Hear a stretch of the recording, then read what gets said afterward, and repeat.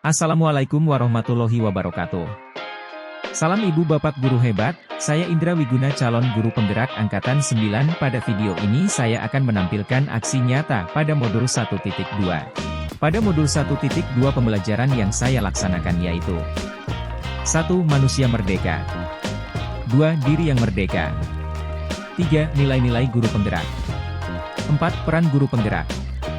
5. Profil pelajar Pancasila. Dan 6. Tahapan perkembangan. Yang pertama tentang manusia merdeka. Manusia merdeka, Ki Hajar Dewantara menekankan pentingnya manusia merdeka yang mampu mengatur dirinya sendiri dan menjaga hubungan harmonis dengan orang lain. Peran manusia dalam hubungan, manusia memiliki peran dalam menjaga hubungan dengan Tuhan, diri sendiri, sesama manusia, dan alam semesta untuk mencapai keselamatan dan kebahagiaan. Peran dalam berbagai lingkungan, manusia adalah anggota berbagai tingkatan masyarakat, dari keluarga hingga tingkat global, dan memiliki tanggung jawab untuk berkontribusi positif dalam lingkungan tersebut. Teori William Glasser, teori ini menekankan bahwa perilaku manusia adalah hasil dari pilihan. Manusia selalu memiliki pilihan, dan penting untuk membuat pilihan yang bijak dalam berbagai situasi. Prinsip-prinsip perilaku positif, prinsip-prinsip ini mencakup fokus pada saat ini, menghindari kebiasaan buruk yang merusak hubungan, memberikan perhatian dan dukungan pada orang lain, menghindari alasan, dan bersikap sabar dalam mengambil keputusan. Dalam teks tersebut, simpulan utamanya adalah bahwa pendidikan harus bertujuan untuk menciptakan manusia merdeka yang dapat mengatur dirinya sendiri dan menjalin hubungan harmonis dengan orang lain. Manusia juga memiliki peran dalam menjaga hubungan dengan berbagai aspek kehidupan, termasuk hubungan dengan Tuhan, diri sendiri, sesama manusia, dan alam semesta. Teori pilihan William Glasser menekankan bahwa perilaku manusia adalah hasil dari pilihan yang ditentukan, dan individu selalu memiliki kemampuan untuk membuat pilihan yang bijak dalam berbagai situasi. Prinsip-prinsip perilaku positif, seperti fokus pada saat ini, menghindari kebiasaan buruk yang merusak hubungan, memberikan perhatian dan dukungan kepada orang lain, menghindari alasan, dan bersikap sabar, juga ditekankan dalam konteks ini. Yang kedua, diri yang merdeka. Kendali diri, kita memiliki kendali penuh terhadap perilaku dan reaksi kita terhadap situasi. Fokus harus diberikan pada pengendalian diri daripada mencoba mengendalikan orang lain. Pentingnya hubungan, masalah psikologis seringkali berkaitan dengan masalah dalam hubungan sosial. Hubungan yang sehat dengan orang lain dapat berdampak positif pada kesejahteraan mental. Realitas pribadi, setiap individu memiliki pandangan realitas yang unik, yang dipengaruhi oleh pengalaman hidup, keinginan, dan keyakinan pribadi. Hal ini perlu diakui dan dipahami dalam interaksi sosial. Kompleksitas perilaku manusia terdiri dari tindakan, pemikiran, perasaan, dan respons fisiologis. Memahami komponen-komponen ini dapat membantu dalam pengelolaan perilaku. Kontrol dan pilihan, kita memiliki kontrol langsung atas tindakan dan pemikiran kita, yang pada gilirannya memengaruhi perasaan dan respons fisiologis kita. Penting untuk membuat pilihan yang bijak dalam mengelola perilaku kita. Fokus pada tindakan, untuk mengambil kendali atas perilaku dalam berbagai situasi, fokus perlu diberikan pada tindakan yang dapat kita lakukan, daripada menjadi korban situasi. Ini mendorong pengambilan tanggung jawab pribadi terhadap tindakan kita. Dalam keseluruhan, pernyataan-pernyataan ini menggarisbawahi pentingnya pengendalian diri, pengelolaan hubungan sosial, dan pemahaman tentang pengaruh pemikiran terhadap perilaku kita dalam menjalani kehidupan sehari-hari. Yang ketiga, nilai-nilai guru penggerak. 1. Berpihak pada murid, guru penggerak harus selalu mengutamakan kepentingan murid dan memahami tujuan pendidikan anak, seperti yang dijelaskan dalam Konvensi PBB tentang hak-hak anak. 2. Mandiri, guru penggerak harus memiliki semangat belajar sepanjang hayat, memampukan diri sendiri, dan terlibat dalam pengembangan diri tanpa harus menunggu pelatihan eksternal. 3. Reflektif, guru penggerak perlu memaknai pengalaman dengan cara yang positif, belajar dari pengalaman, dan merenungkan tindakan dan keputusan. Model refleksi 4P dan 5M dapat membantu dalam proses refleksi ini. 4. Kolaboratif, kolaborasi dengan semua pemangku kepentingan, seperti orang tua, komunitas, dan rekan-rekan sekerja, adalah kunci untuk mencapai tujuan pendidikan. Guru penggerak perlu membangun hubungan saling percaya dan saling menghargai. 5. Inovatif, guru penggerak harus mampu menciptakan ide-ide segar dan tepat guna dalam menghadapi situasi yang kompleks dan berubah-ubah. Guru penggerak perlu memiliki fleksibilitas, daya tahan, dan kreativitas untuk mencari solusi baru dalam mendukung pembelajaran murid. Yang keempat, peran guru penggerak.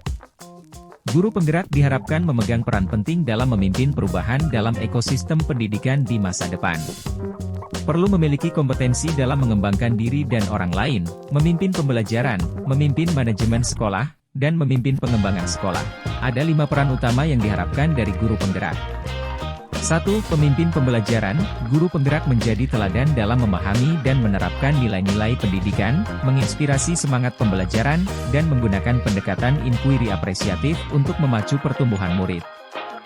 2. Coach bagi guru lain, membimbing dan mendukung guru-guru lain dalam meningkatkan kualitas pembelajaran, menggunakan keterampilan coaching, dan melakukan refleksi terhadap pengalaman profesional. 3. Pendorong kolaborasi, guru penggerak mendorong kerja sama antara pemangku kepentingan dalam pendidikan, termasuk guru, orang tua, dan komunitas, untuk meningkatkan kualitas pembelajaran. 4. Mewujudkan kepemimpinan murid, guru penggerak membantu murid menjadi mandiri, berdaya, dan berkompeten dalam mencapai tujuannya sendiri, mengutamakan peran murid dalam proses pembelajaran.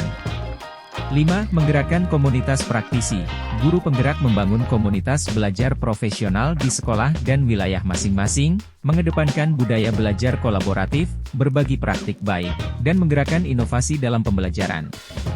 6. Guru penggerak juga dilengkapi dengan pengetahuan dan keterampilan untuk mengidentifikasi dan menggerakkan komunitas praktisi dalam ekosistem pendidikan di wilayah masing-masing. Yang selanjutnya, poin 5. Profil pelajar Pancasila. Profil pelajar Pancasila adalah panduan untuk pendidikan di Indonesia, mencakup 6 dimensi yang tak terpisahkan. 1. Beriman dan bertakwa, murid harus mengamalkan nilai-nilai agama atau kepercayaan masing-masing, menghormati Tuhan, dan memperdalam pemahaman agama dalam perilaku sehari-hari. 2. Berkebinekaan global, murid harus memahami budaya sendiri, terbuka terhadap budaya lain, dan mampu berkomunikasi antar budaya dengan baik. 3. Gotong royong, murid harus bekerja sama dan peduli terhadap kesejahteraan masyarakat, menganggap diri sebagai bagian dari kelompok yang perlu membantu satu sama lain. 4. Mandiri, murid harus mampu mengelola diri sendiri, mengambil inisiatif, dan bertanggung jawab atas pengembangan diri dan prestasi.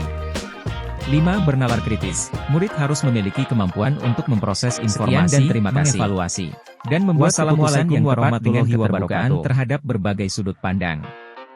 6. Kreatif, murid harus mampu menghasilkan gagasan, karya, dan tindakan orisinal yang bermanfaat.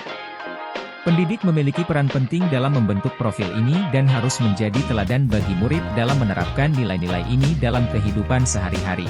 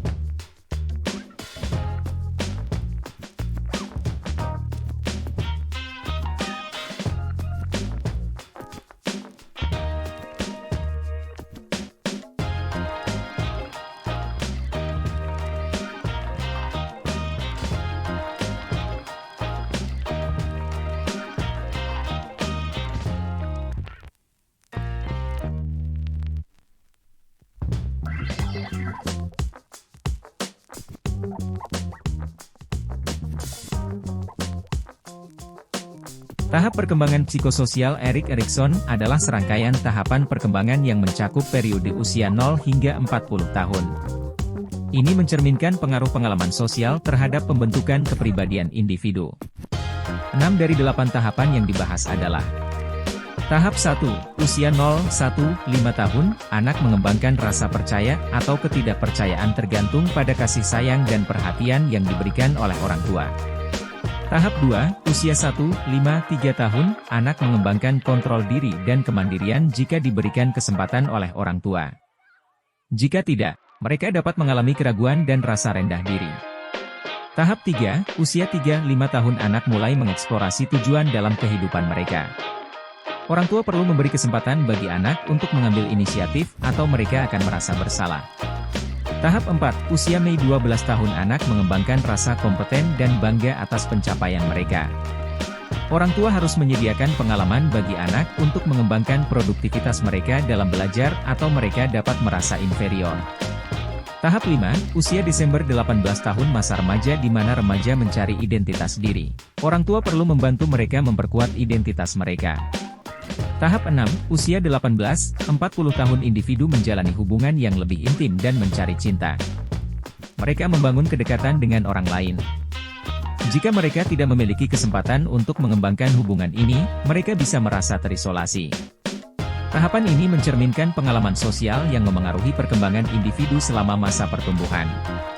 Ki Hadjar Dewantara mengembangkan konsep wiragawirama yang membagi periode usia anak menjadi 3 tingkatan jiwa, yaitu wiraga, 0-8 tahun, wiragawirama, September 16 tahun, dan wirama, 17-24 tahun. Wiraga, 0-8 tahun pada tahap ini, anak mengalami pertumbuhan fisik dan indrawi yang pesat. Mereka perlu bergerak, menggali indera, dan mengenali simbol-simbol. Pendidik harus memberikan akses dan pengalaman yang mendukung eksplorasi anak terhadap diri, sesama, dan lingkungan mereka. Wiragawirama, September 16 tahun pada periode ini, anak mulai mengembangkan pemikiran mereka. Pendidik fokus pada membimbing anak dalam berpikir, berinteraksi, dan memahami alasan di balik tindakan mereka, bukan hanya mengikuti aturan. Wirama, 17-24 tahun pada tahap ini. Anak muda dipandu dalam pengelolaan diri, pemahaman potensi, dan perencanaan masa depan. Mereka menyadari peran mereka dalam masyarakat dan negara, serta bagaimana mereka dapat berkontribusi. Pendekatan ini memastikan pendidikan sesuai dengan perkembangan alami anak, membantu mereka meraih potensi maksimal di setiap tahap kehidupan. Sekian dan terima kasih. Wassalamualaikum warahmatullahi wabarakatuh.